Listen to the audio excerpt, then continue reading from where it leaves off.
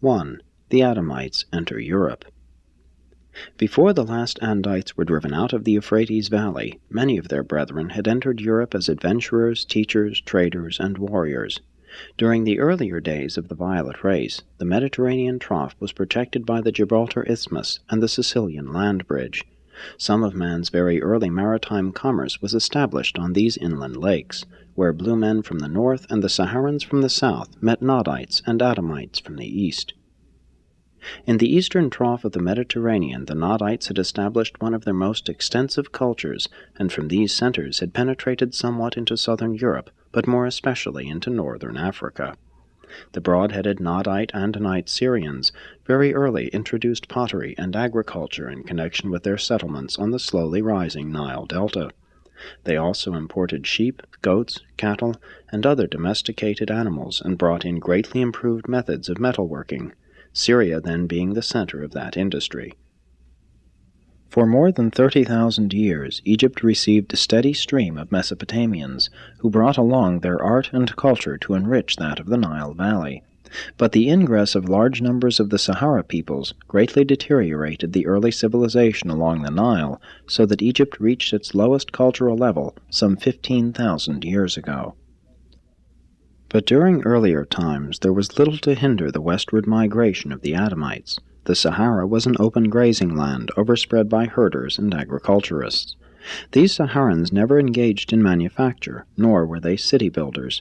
They were an indigo-black group which carried extensive strains of the extinct green and orange races, but they received a very limited amount of the violet inheritance before the upthrust of land and the shifting water-laden winds dispersed the remnants of this prosperous and peaceful civilization.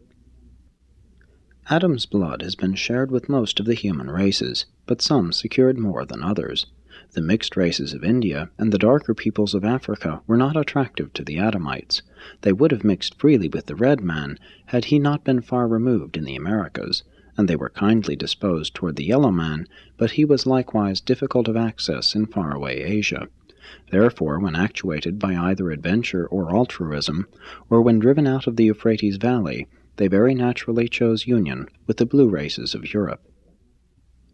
The blue men, then dominant in Europe, had no religious practices which were repulsive to the earlier migrating Adamites, and there was great sex attraction between the violet and the blue races.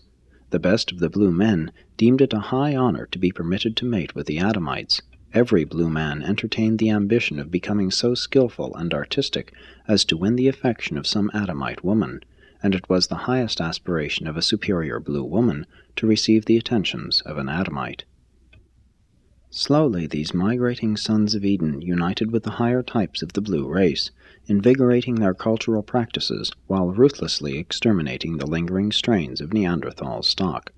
This technique of race blending, combined with the elimination of inferior strains, produced a dozen or more viral and progressive groups of superior blue men, one of which you have denominated the Cro-Magnons. For these and other reasons, not the least of which was more favorable paths of migration, the early waves of Mesopotamian culture made their way almost exclusively to Europe, and it was these circumstances that determined the antecedents of modern European civilization.